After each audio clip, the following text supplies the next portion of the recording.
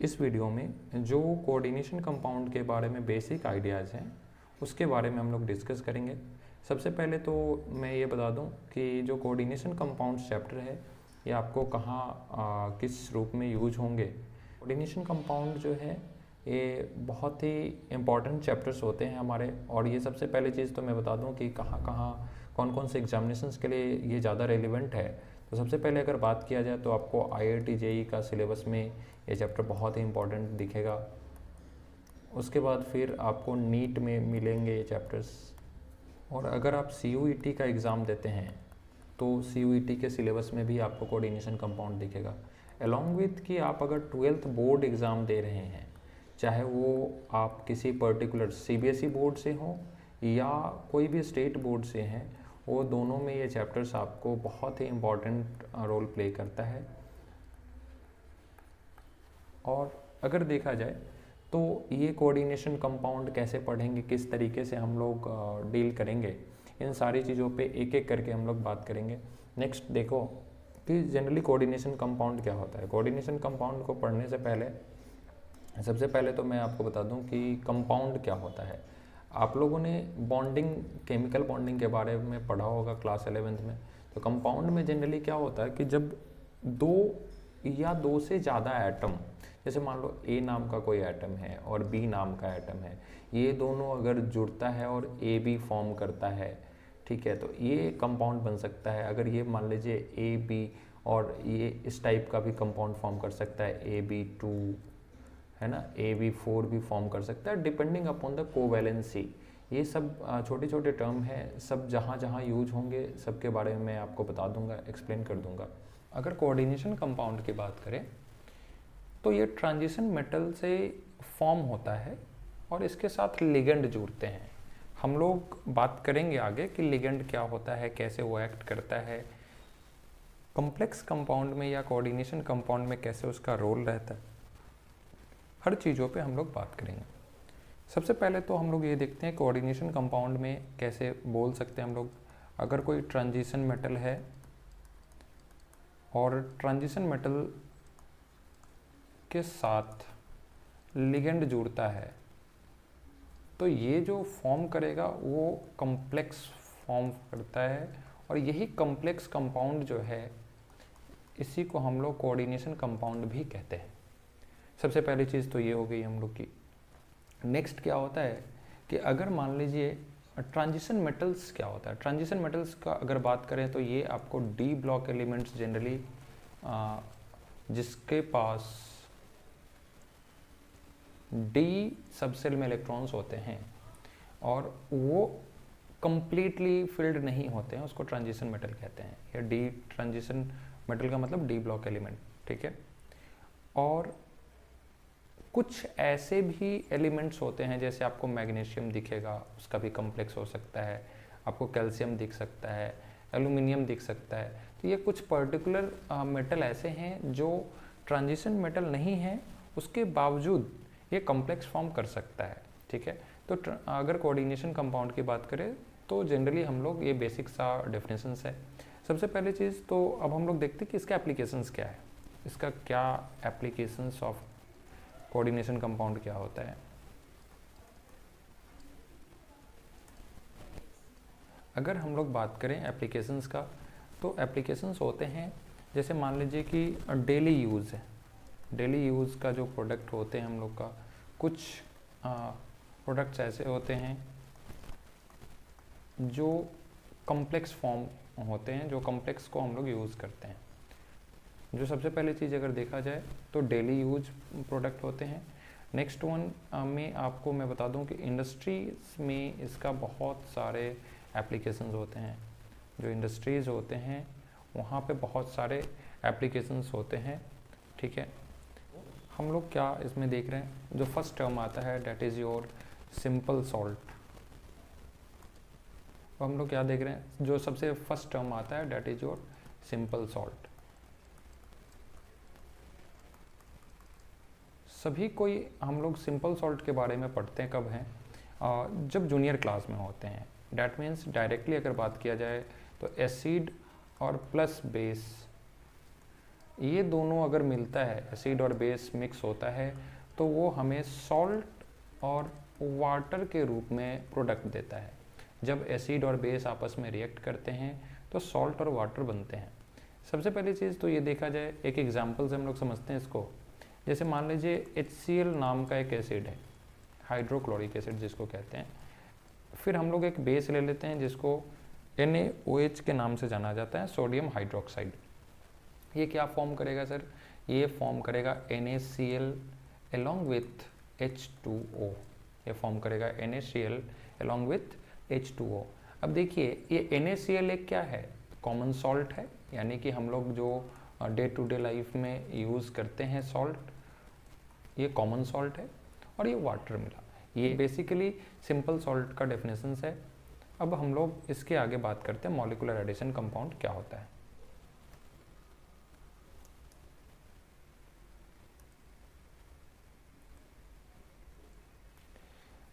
इसके बाद हम लोग का क्या टर्म आता है ना, मॉलिक्यूलर एडिशन कंपाउंड क्या है।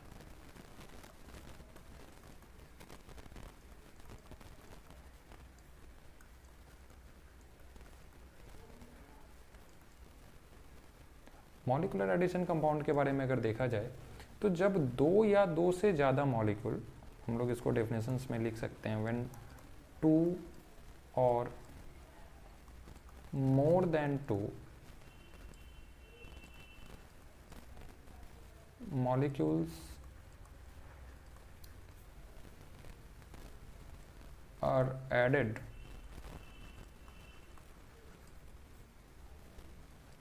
in the fixed proportion of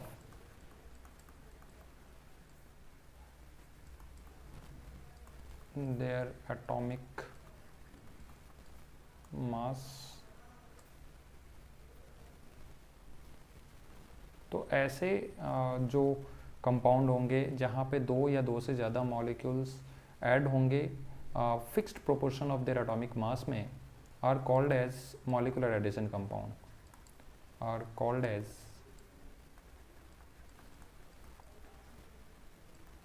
molecular addition compound.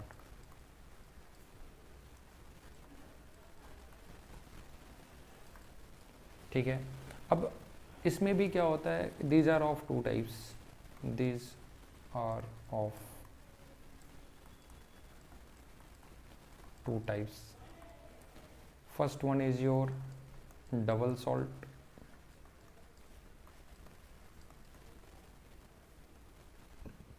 And second one is your complex salt.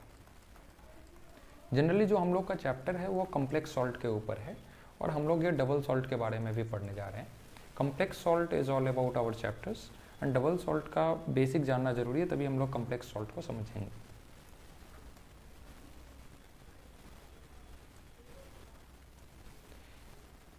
देखिए फर्स्ट वन हम लोग देखते हैं डबल सॉल्ट के बारे में। डबल सॉल्ट क्या होता है?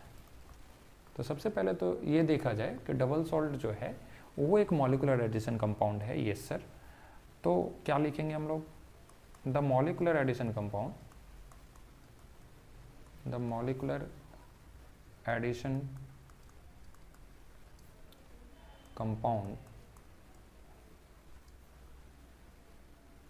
which are formed by two simple salts,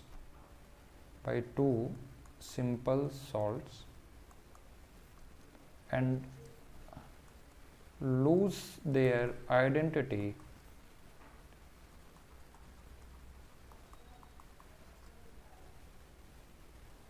in aqueous solution,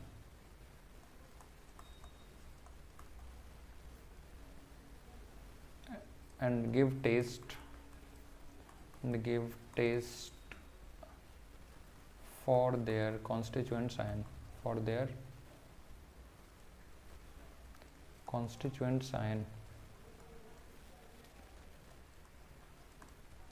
ठीक है। इसको हम लोग कैसे समझते हैं और कैसे समझ सकते हैं? ये सबसे पहली चीज़ तो ये कहता है कि ऐसा ये मॉलिक्यूलर एडिशन कंपाउंड होगा which are formed by 2 simple salt, जो 2 सिंपल सॉल्ट से बना होगा और अपना आइडेंटिटी लूज कर देगा जब इसको हम एक्वस सॉल्यूशन में रखेंगे, यानी कि पानी में जब इस कंपाउंड को रखेंगे तो ये अपना आइडेंटिटी लूज कर देगा और जिससे बना होगा वो पार्ट पार्ट में बिखर जाएगा। That means give test of their constituents ion, जो आयन से बना होगा वो बिखर जाएगा। इसको हम लोग समझते हैं एग्जाम्पल से। जैसे मान लीजिए सबसे पहला चीज़ अगर देखें, सबसे फर्स्ट एग्जाम्पल अगर देखा जाए तो हम लोग ये बोल सकते हैं KCl पोटासियम क्लोराइड है, उसके साथ हम लोग MgCl2 ले लेते हैं और 6 मोल ऑफ वाटर। ये सब अलग अलग कंपाउंड है। देखिए आप, ये भी एक सिंपल सॉल्ट है, ये भी एक सिंपल सॉल्ट है और ये दोनों को मिक्स कर रहे हैं क्योंकि सॉलिड है तो सॉलिड ऐसे तो मिक्स होगा नहीं, तो उसको हमें क्या करना होगा, पानी के साथ इन्वॉल्व करना होगा। वाटर को जब हम लोग इन्वॉल्व करते हैं तो फिर उसको क्या करना है, वो डिज़ोल्व हुआ, डिज़ोल्व होने के बाद हम लोग क्या कर रहे हैं, कूल कर रहे हैं उसको। कूल करने के बाद फिर क्या हो जाएगा, ये एक क्रिस्टल्स का फॉर्म ले लेगा, KCl डॉट MgCl2 और dot 6 mole of H2O।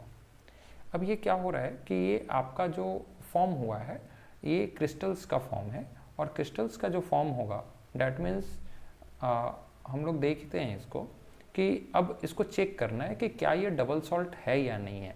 Generally ये 2 सिंपल सॉल्ट से मिलकर तो बन गया। अब इसको चेक करने के लिए क्या करना है भाई, इसको एक्वस सॉल्यूशन में रख दो। इसको चेक करने के लिए एक्वस सॉल्यूशन में रख देंगे। एक्वस सॉल्यूशन में रखते हैं तो क्या होगा, यहाँ से कंपोनेंट सब अलग अलग हो गए, यानी कि K प्लस अलग हो गया, Cl माइनस अलग हो गया, Mg2 प्लस अलग हो गया। यानी कि ये जिससे बना था, देखिए यहाँ पे क्या क्या इन्वॉल्व है। यहाँ पे ऑब्वियस सी बात है K प्लस इन्वॉल्व होगा, यहाँ Cl माइनस, यहाँ भी Cl माइनस है, फिर यहाँ पे क्या है Mg2 प्लस इन्वॉल्व हो गया। तो जो आयन से बना था वो आयन क्या हो गया, ब्रेक डाउन हो गया। यहाँ जब ब्रेक डाउन हो गया तो इनको हम लोग क्या कहते हैं, कॉन्स्टिट्यूएंट्स आयन। ये कॉन्स्टिट्यूएंट्स आयन वो है जिससे ये कंपाउंड बना था, ठीक है। अब ये जो कंपाउंड बना है, ये जो क्रिस्टल्स फॉर्म हुए, इस क्रिस्टल्स का नाम होता है आपका कार्नलाइट। ये एक डबल सॉल्ट है। जब डबल सॉल्ट को हम लोग एक्वस सॉल्यूशन में रखते हैं तो अपना आइडेंटिटी लूज कर लेता है और फिर अपने कॉन्स्टिट्यूएंट्स आयन का टेस्ट देता है, ठीक है। ये आपका फर्स्ट एग्जाम्पल है डबल सॉल्ट का। और भी एग्जाम्पल समझते हैं।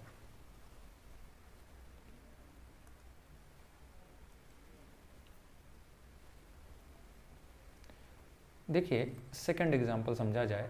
सेकंड एग्जाम्पल को ऐसे हम लोग समझते हैं, जैसे मान लीजिए NH4 है और ये अमोनियम का सल्फेट है, अमोनियम सल्फेट, और उसके साथ हम लोग क्या लगा देते हैं, आयरन सल्फेट लगा देते हैं FeSO4। फिर वहाँ पे 6 मोल ऑफ H2O को अटैच करते हैं। सेम कंडीशन क्या करना है हमें, इस कंडीशन को क्या करना है, कूल करना है, यानी कूलिंग प्रोसेस करना है। कूलिंग करने के बाद हमें क्या प्रोडक्ट के रूप में मिलेगा दोस्त, प्रोडक्ट के रूप में मिलेगा NH4 whole twice SO4 dot, अब ये क्या बन चुका है, क्रिस्टल्स बन चुका है FeSO4 dot 6 mole of H2O। जब भी डॉट के फॉर्म में, डैट मीन्स ये अलग अलग कंपोनेंट नहीं है, अब ये सब साथ में मिलकर के एक कंपाउंड हो चुका है। अब इसको चेक करना है, इसको चेक करना है तो भाई क्या करना पड़ेगा, इसको फिर एक्वस सॉल्यूशन में रख के और चेक करना पड़ेगा कि क्या ये डबल सॉल्ट है। अगर टूट गया तो समझेंगे कि डबल सॉल्ट है, अगर नहीं टूटा तो समझेंगे डबल सॉल्ट नहीं है। जैसे मान लीजिए यहाँ पे अगर ये रखते हैं तो NH4 प्लस अलग से टूट जाएगा, SO4 2 माइनस टूट जाएगा, Fe2 प्लस टूट जाएगा। डैट मीन्स फिर से ये क्या हो गया, ये सब जितने भी हैं ये इसके क्या है, कॉन्स्टिट्यूएंट साइन है। तो कॉन्स्टिट्यूएंट साइन में फिर से ये ब्रेक हो चुका है। डैट मीन्स हम लोग बोल सकते हैं कि ये आपका एक डबल सॉल्ट है। अब बात ये आती है कि ये कौन सा डबल सॉल्ट है, इसका क्या नाम है। तो इसको हम लोग बोलते हैं मोहर सॉल्ट, इसको बोलते हैं हम लोग मोहर सॉल्ट, ठीक है। ये सारे कंपाउंड आपको याद रखने हैं क्योंकि क्वेश्चंस आपको एग्जाम में पूछे जाते हैं, चाहे जेई हो चाहे नीट हो, और हर जगह आपको ये इसका फॉर्मूला पूछ लेगा, नाम से क्वेश्चन पूछ सकता है, कॉन्स्टिट्यूएंट साइन के बारे में पूछ लेगा, या फिर आपको डबल सॉल्ट का प्रॉपर्टीज पूछ सकता है। तो क्वेश्चंस किसी से भी पूछे, अपने को घबराना नहीं है, बिल्कुल हम लोग आंसर कर सकते हैं। नेक्स्ट वन, इसमें एक और एग्जांपल देख सकते हैं हम लोग। जैसे मान लीजिए थर्ड एग्जांपल के रूप में देखते हैं, K2SO4 है, पोटेशियम सल्फेट है, और उसके साथ Al2SO4 होल थ्राइस हम लोग ले लेते हैं। अब देखिए यहाँ पे क्या है, पोटेशियम सल्फेट भी एक सिंपल सॉल्ट है, एल्युमिनियम सल्फेट भी एक सिंपल सॉल्ट है। यहाँ पे हम लोग अगर 24 मोल ऑफ H2O से रिएक्ट कराते हैं तो, और रिएक्ट करा करके हम लोग क्या कर रहे हैं, ये डिज़ोल्व हो गया, और डिज़ोल्व होने के बाद फिर हम लोग क्या प्रोसेस कर रहे हैं, कूलिंग प्रोसेस कर रहे हैं। जब कूलिंग प्रोसेस करेंगे तो फिर क्या ये हो जाएगा, जो ये अलग अलग था ये सब अब साथ में क्रिस्टल्स के फॉर्म में आ जाएगा, और क्रिस्टल्स के फॉर्म में आने के बाद जो नेक्स्ट प्रोसेस है उसको क्या करना होता है, हमें इसको चेक करना होता है कि क्या ये डबल सॉल्ट है। चेक करने का सिंपल सा तरीका है, आपको क्या करना है, एक्वस सॉल्यूशन में इसको डिज़ोल्व कर दीजिए। एक्वस सॉल्यूशन में डिज़ोल्व करिएगा तो क्या हो जाएगा, ये जिससे बना होगा उसे उस कंपोनेंट में बिखर जाएगा। जैसे कि K+ था, फिर SO4 2- है, देख लीजिए, फिर Al जो है वो 3+ में है। तो ये सब जो आपका कंपोनेंट्स में टूट रहा है, that is your constituents ion. ये क्या कहलाता है भाई, कॉन्स्टिट्यूएंट्स आयन, है ना, ये कॉन्स्टिट्यूएंट्स आयन कहलाता है। और इस डबल सॉल्ट का जो नाम है that is your potash alum, यानी फिटकरी जो हम लोग यूज़ करते हैं फॉर सेविंग, है ना। ठीक है,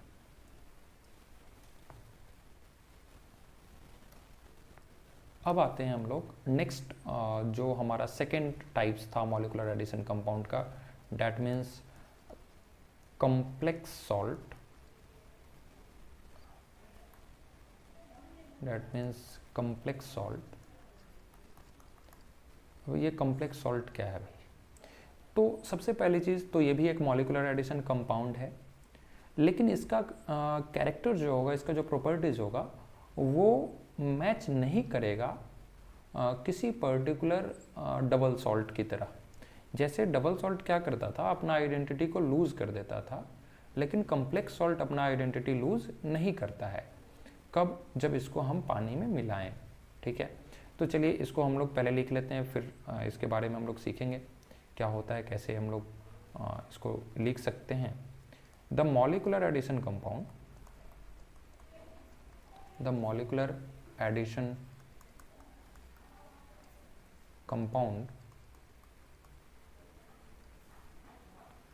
which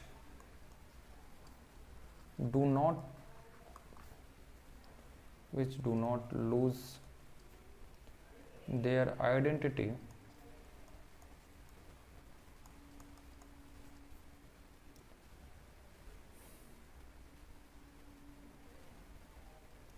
in aqueous solution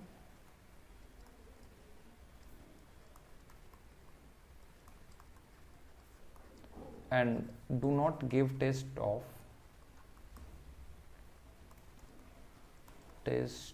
for its constituent ion।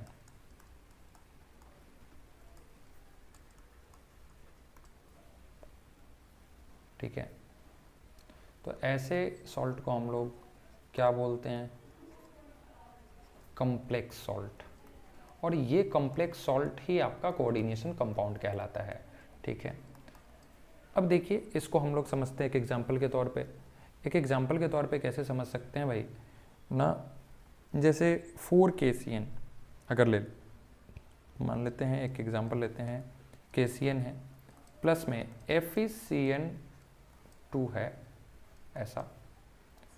अब ये जो फॉर्म करेगा वो कैसा फॉर्म करेगा, Fe जो है वो ऐसा बना लेगा 4K के साथ FeCN6, है ना। अब इसको हम लोग क्या करना है, इसको हम लोगों को रखना कहाँ है भाई ना, एक्वस सॉल्यूशन में। क्यों, क्योंकि हमें चेक करना है कि क्या ये डबल सॉल्ट है। अगर ये टूट जाएगा तो समझेंगे कि डबल सॉल्ट होगा, अगर नहीं टूटेगा तो ये डबल सॉल्ट नहीं होगा। तो जनरली आपको कोऑर्डिनेशन कंपाउंड के बारे में ये स्टार्टिंग है, तो आपको बस ये समझना है कि ये हो क्या रहा है और इसका पूरा डिटेल्स हम लोग सीखेंगे कि यहाँ पे ये 6 क्यों आ गया CN, यहाँ 6 CN क्यों आ गया, ये बाहर क्यों चला गया, ये सारी चीज़ें आएंगी क्योंकि ये आपका बेसिक सा लेक्चर है, तो इसमें और सारी चीज़ें आएंगी और भी डिटेल्स हम लोग जब टॉपिक आएगा पढ़ेंगे। अब देखिए जब इसको एक्वस सॉल्यूशन में रखते हैं तो होता क्या है, यहाँ ये 4K जो है टूट करके और अलग हो जाता है, और जो कॉम्प्लेक्स है वो जैसा का तैसा रहता है। अब देखिए ये CN4 आ गया, इसके ऊपर 4- आ जाएगा। अब देखो क्या हुआ है कि ये जो है ना, ये ब्रैकेट यानी कि एक कॉम्प्लेक्स स्फीयर है जो इस ब्रैकेट के अंदर में चला गया, और इसको हम लोग कॉम्प्लेक्स सॉल्ट जनरली कहते हैं। ये जो बाहर में है ये आयंस का है, ये टूट सकता है ना, आयन डिसोसिएट हो सकता है, लेकिन ये कॉम्प्लेक्स वाला नहीं टूटा। लेकिन फर्दर मान लीजिए एक्वस सॉल्यूशंस में रखने के बाद ये क्या हुआ है, बस 4K+ अलग हुआ है और FeCN6 है, सॉरी FeCN6 और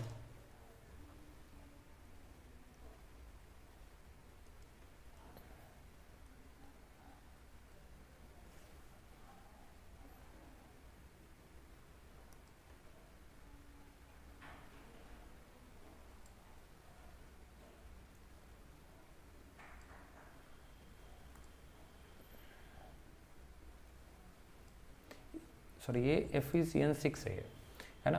तो ये अलग अलग, ये आपका कॉम्प्लेक्स सॉल्ट है। और फिर इसको अगर ट्राई, ठीक है सर ये तो हो गया हमारा फाइनली, हमें ये मालूम चल गया कि कॉम्प्लेक्स सॉल्ट जो है टोटली अपना कॉन्स्टिट्यूएंट साइन का टेस्ट नहीं दे रहा है, क्योंकि यहाँ पे आयरन अलग नहीं हुआ, साइनाइड अलग नहीं हुआ।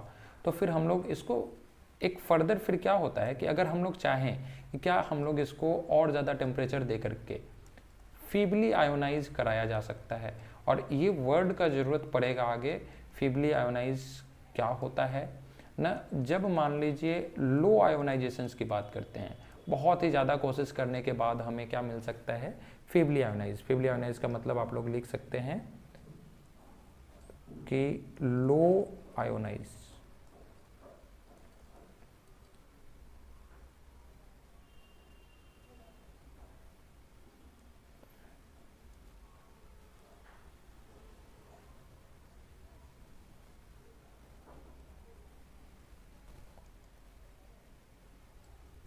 फीबली आयोनाइज का मतलब लिख सकते हैं हम लोग लो आयोनाइज, ठीक है।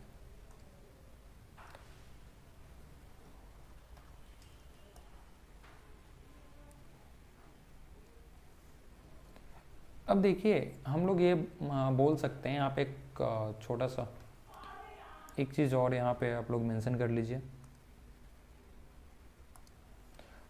यहाँ पर एक चीज़ और आपको मेंशन करना है, नोट लिखना है। ये नोट कैसा होगा, नोट है कि जो CN- यहाँ पे है, ये CN- को हम लोग स्यूडो हैलोजन भी कहते हैं, है ना। तो हम लोग क्या लिखने जा रहे हैं भाई, CN- is also considered as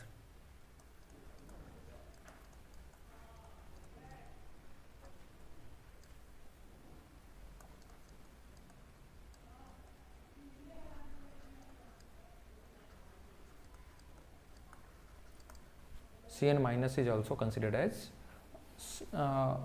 pseudo halogens, ठीक है। चलिए नेक्स्ट हम लोग बात करते हैं अभी। नेक्स्ट हम लोग बात करते हैं अब कि कॉम्प्लेक्स सॉल्ट जो है ये भी डिफरेंट टाइप्स के होते हैं। तो हम लोग क्या लिख सकते हैं यहाँ पे कि depending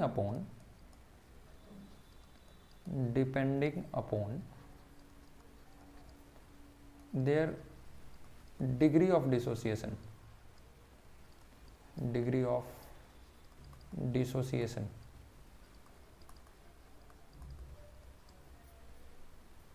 these are of two types।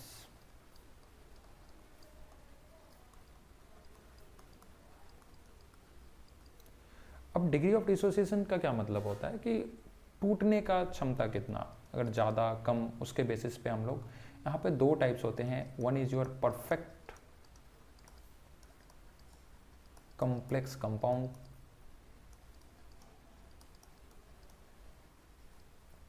और दूसरा जो होता है डेट इज इम्परफेक्ट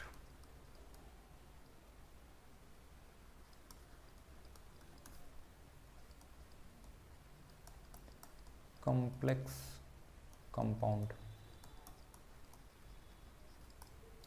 ठीक है, अब बात करते हैं कि भाई परफेक्ट कॉम्प्लेक्स कंपाउंड क्या होता है। तो सबसे पहले अगर देखा जाए तो परफेक्ट कॉम्प्लेक्स कंपाउंड के बारे में हम लोग बात करेंगे। इसकी अगर बात किया जाए तो इसके बारे में हम लोग क्या लिख सकते हैं कि ये ऐसा कंपाउंड होता है जो अपना आइडेंटिटी लूज नहीं करेगा, ठीक है, और अपना टेस्ट भी नहीं देगा कॉन्स्टिट्यूएंट साइन का, ठीक है। और जब फर्दर इसको अगर फीबली आयोनाइज कराएं हम लोग, तो फीबली आयोनाइज कराने के बावजूद भी इसको अगर टेस्ट किया जाए तो ये कोई प्रेसिपिटेट फॉर्म नहीं करेगा जब इसको रिएक्ट कराएं हम लोग H2S से, ठीक है। तो जैसे हम लोग देखते हैं, सबसे पहले तो लिख लेते हैं कि होता क्या है परफेक्ट कॉम्प्लेक्स कंपाउंड। तो क्या लिखेंगे भाई, the complex compound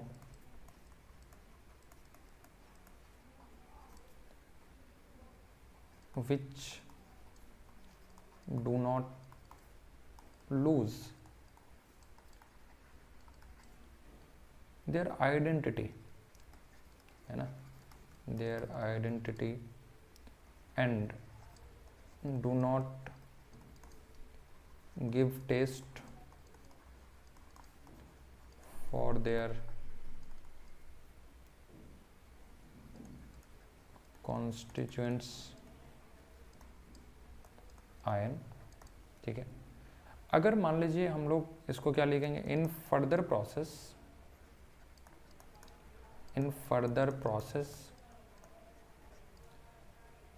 it gets feebly ionized,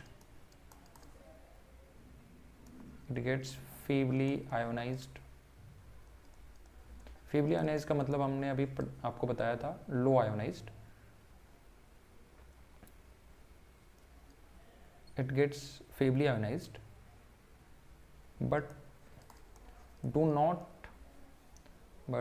not form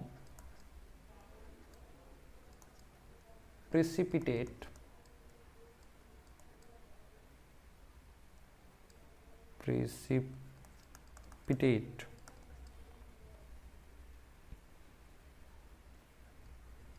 after reacting with H2S।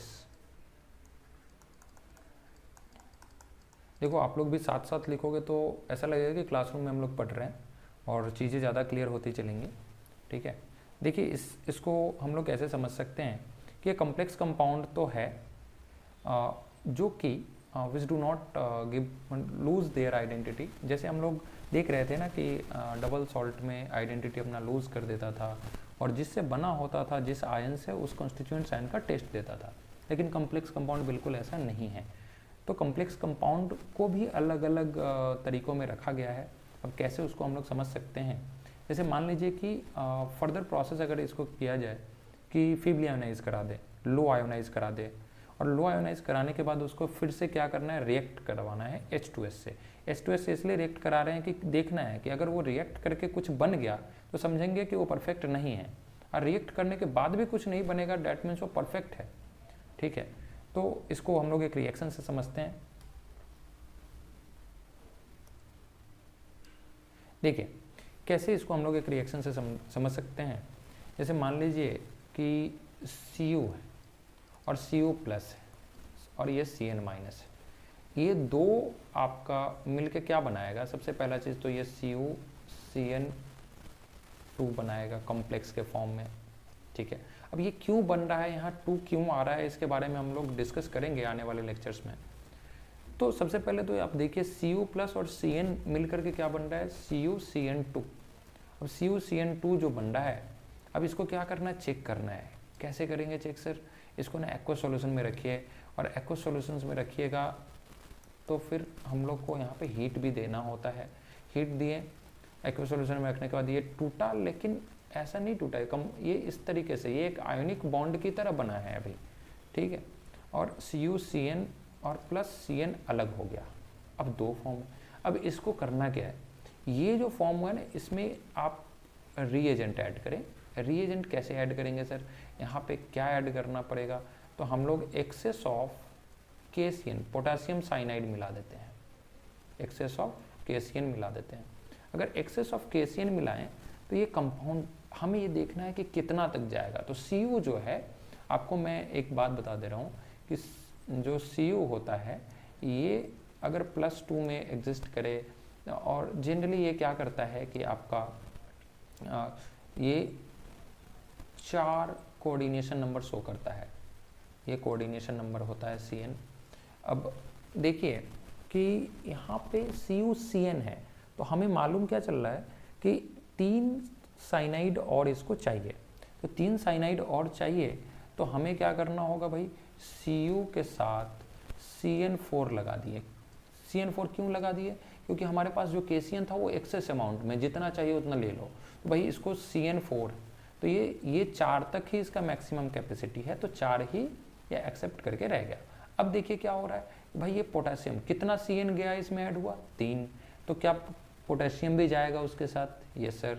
तो कितना पोटेशियम जाएगा? तो जितना साइनाइड गया था, तो यहाँ पे क्या हो जाएगा K3। तो ये हमारा जो बन गया, क्या बना? कॉम्प्लेक्स सॉल्ट है।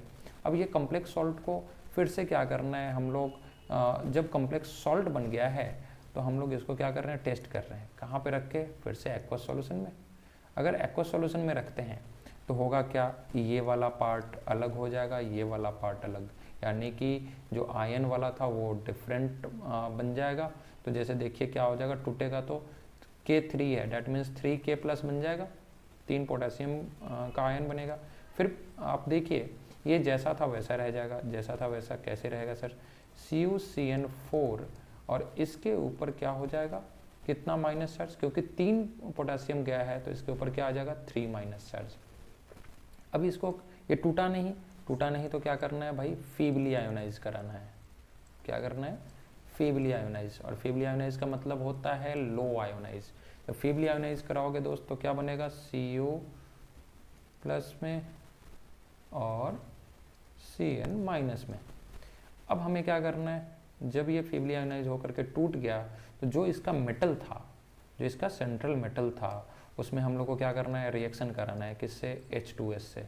जब H2S से रिएक्शन कराइएगा तो no PPT is formed, no PPT formed. और PPT का मतलब क्या होता है भाई? PPT का मतलब होता है आपका प्रेसिपिटेट। ठीक है, इस बात का ध्यान रखना है। तो ये आपका परफेक्ट कॉम्प्लेक्स सॉल्ट होगा। ठीक है, इसमें से अब कुछ और भी हम लोग कंडीशंस को डिस्कस करते हैं। जैसे देखिए, मान लीजिए कि हम लोग ये देख लें कि कैसे इसको समझा जाए। एक और कॉन्सेप्ट आपसे जनरली पूछा जा सकता है, जैसे मान लीजिए ये रिएक्शन को उठा लें हम, Cu+ और +CN- है। ठीक है, अब इससे बना क्या हमारा, CuCN2। अभी इसको जब तोड़ा गया तो इससे क्या बना, CuCN और प्लस में CN। अब ये देखिए इसके ऊपर क्या है, +1, इसके ऊपर क्या है, -1, क्योंकि अगर इसको तोड़िएगा तो कॉपर जो है +1 में है, साइनाइड जो है -1 में है। ठीक है, सिमिलरली अगर देखा जाए, क्योंकि ये +1 में था तो ओवरऑल क्या हो जाएगा, यहाँ पे +2 आएगा और इसके ऊपर -1 आएगा साइनाइड के ऊपर। अब देखिए कि ये रिएक्टेंट साइड में और प्रोडक्ट साइड में दोनों को एक बार मैच किया जाए कि ये कॉपर कितना में है, +2 में है। तो +2 से यहाँ पे जब आ रहा है तो +1 में आ रहा है, +1 में आ रहा है, तो डैट मीन्स यहाँ पे क्या प्रोसेस हो रहा है भाई, गेन ऑफ इलेक्ट्रॉन हो रहा है, गेन ऑफ इलेक्ट्रॉन। अब सिमिलरली देखिए ये CN जो है, CN माइनस में था तो यहाँ भी माइनस में, लेकिन ये जो CN है यहाँ तो कुछ चार्ज है ही नहीं, ये तो न्यूट्रल यहाँ पे दिख रहा है अपने को। तो ये CN जो है -1 से क्या हो गया, 0 बन गया। तो 0 बन गया तो that means loss of electron. अब जो गेन ऑफ इलेक्ट्रॉन होता है उस प्रोसेस को हम लोग रिडक्शन कहते हैं, और जो लॉस ऑफ इलेक्ट्रॉन होता है उस प्रोसेस को हम लोग ऑक्सीडेशन कहते हैं। अब इस बात को समझने के लिए ये मैं कॉन्सेप्ट क्यों समझा रहा हूँ, क्योंकि आपको थोड़ा सा कंफ्यूज कर सकता है एग्जामिनर। कैसे करेगा सर? आपसे पूछेगा कि क्या ये रिएक्शन जो है डिसप्रोपोर्शनेशन रिएक्शन है या नहीं है। तो हम लोग क्या बोल सकते हैं, एक बार सोच सकते हैं आप लोग, लेकिन मैं आपको यहाँ पे बता दे रहा हूँ कि डिसप्रोपोर्शनेशन रिएक्शन नहीं है। ये क्या होता है, ये इंट्रा रेडॉक्स रिएक्शन होता है। डिसप्रोपोर्शनेशन रिएक्शन क्यों नहीं है, जब मान लीजिए सेम कंपोनेंट टूट करके और ऑक्सीडेशन रिडक्शन सेम रिएक्शन में होता है, लेकिन अगर यहाँ पे एक साथ है तो यहाँ भी एक साथ होता, तो वैसे रिएक्शंस को हम लोग बोल सकते थे डिसप्रोपोर्शनेशन रिएक्शन। लेकिन क्योंकि यहाँ पे एक ही रिएक्शन में हो रहा है ऑक्सीडेशन रिडक्शन, तो उसको हम लोग इंट्रा रेडॉक्स बोलेंगे, डिसप्रोपोर्शनेशन नहीं बोलेंगे। इस बात का ध्यान रखिएगा, ठीक है। तो आप लोग क्या यहाँ पे लिख सकते हैं, यहाँ पे लिखना है this is not disproportionation reaction,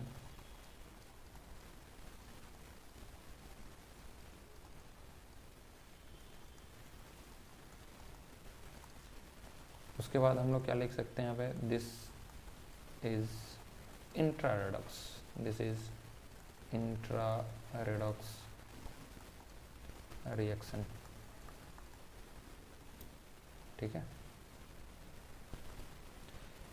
तो इसको हम लोग को नोट करना बहुत ज़रूरी होगा, क्योंकि बहुत इंपॉर्टेंट कॉन्सेप्ट है और जेई में थोड़ा सा तो ये आपको अच्छा लेवल का क्वेश्चंस में मिल सकता है ये सब कॉन्सेप्ट।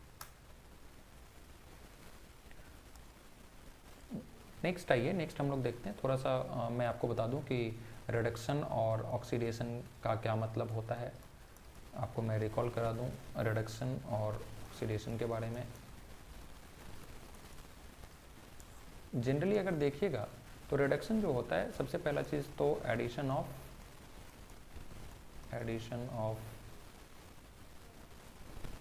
हाइड्रोजन होता है, ठीक है। जहाँ पे हाइड्रोजन को ऐड कर रहे होते हैं उस प्रोसेस को हम लोग रिडक्शन कहते हैं। दूसरा होता है रिमूवल ऑफ ऑक्सीजन, अगर ऑक्सीजन को हटा भी रहे होते हैं तो उसको भी हम लोग क्या बोलेंगे, रिडक्शन प्रोसेस। तीसरा क्या होता है कि अगर इलेक्ट्रॉन गेन हो रहा है, ठीक है, अगर गेन हो रहा है या फिर ऐड हो रहा है तो उस प्रोसेस को भी रिडक्शन कहते हैं। सिमिलरली इसका अपोजिट होता है हम लोग का क्या, ऑक्सीडेशन में। यहाँ पे हम लोग ऐड क्या करते हैं भाई, ऐड करते हैं एडिशन ऑफ ऑक्सीजन। दूसरा क्या होता है भाई साहब, रिडक्शन रिमूवल ऑफ हाइड्रोजन, यहाँ हाइड्रोजन को रिमूव करते हैं और ऑक्सीजन को ऐड करते हैं। और यहाँ पे क्या हो रहा है भाई, लॉस ऑफ इलेक्ट्रॉन। इस बात को ध्यान रखना है, ये कॉन्सेप्ट ये ध्यान रहना चाहिए, क्योंकि क्वेश्चंस में इसके एप्लीकेशंस आते हैं, इसका कॉन्सेप्ट यूज किया जाता है, ठीक है। चलिए नेक्स्ट वन हम लोग आगे बात करते हैं, जो है आपका इम्परफेक्ट कॉम्प्लेक्स कंपाउंड। अभी इम्परफेक्ट कॉम्प्लेक्स कंपाउंड क्या होता है और ये कौन से बेसिस पे हम लोग देख रहे हैं, ऑन द डिग्री ऑफ डिसोसिएशंस के बेसिस पे, ठीक है, ऑन द डिग्री ऑफ डिसोसिएशंस के बेसिस पे देख रहे हैं। जैसे हम लोग क्या बोल सकते हैं कि ऐसा complex which can not lose their identity, जो कि कॉम्प्लेक्स तो होगा, लेकिन यहाँ पे क्या है, due to high degree of dissociations, ठीक है, और ये क्या कर सकता है, रिएक्ट करने के बाद कोई प्रेसिपिटेट फॉर्म कर सकता है, ठीक है। हम लोग यहाँ पे क्या डायरेक्ट लिख सकते हैं, सबसे पहले तो हम क्या पढ़ रहे हैं वो हेडिंग लिख दे रहा हूँ, imperfect complex compound.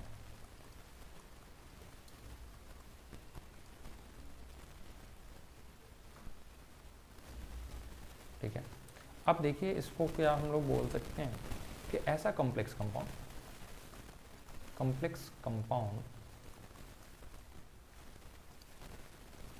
which can lose their identity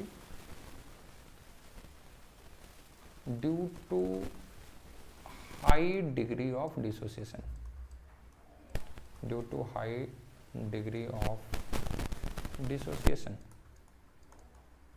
ठीक है।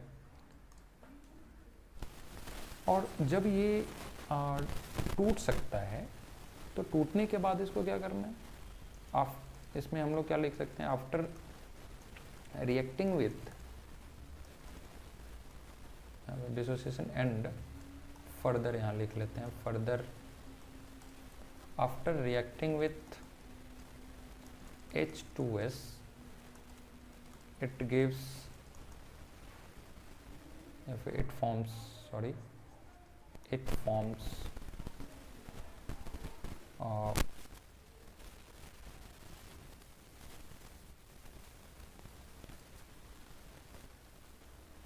it forms yellow color PPT.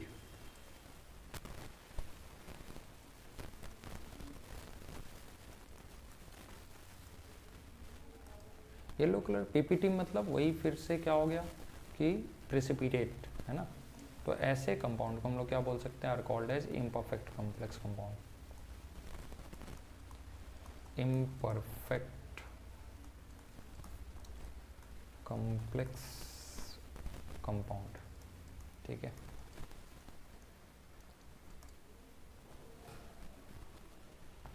अब देखो इसको हम लोग एग्जाम्पल से कैसे समझ सकते हैं। सबसे पहले तो इसको नोट डाउन कर लीजिए, इसको एक बार और हम लोग समझ लेते हैं कि होता क्या है।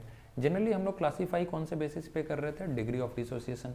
जिसका लो डिग्री ऑफ डिसोसिएशन होता है ना, वो नहीं टूटता है, लेकिन जिसका हाई डिग्री ऑफ डिसोसिएशन होता है वो टूट सकता है। वो टूट करके क्या हो रहा है, फीबली आयोनाइज होता है। फीबली आयोनाइज होने के बाद वो फर्दर रिएक्ट कराया जाता है H2S से। जब H2S से रिएक्ट करता है तो वहाँ पे हमें क्या मिलता है भाई, येलो कलर का प्रेसिपिटेट मिलता है, ठीक है। तो ऐसे कॉम्प्लेक्स कंपाउंड को हम लोग इम्परफेक्ट कॉम्प्लेक्स कंपाउंड बोल सकते हैं। इसको एक एग्जांपल के तौर पे देखते हैं।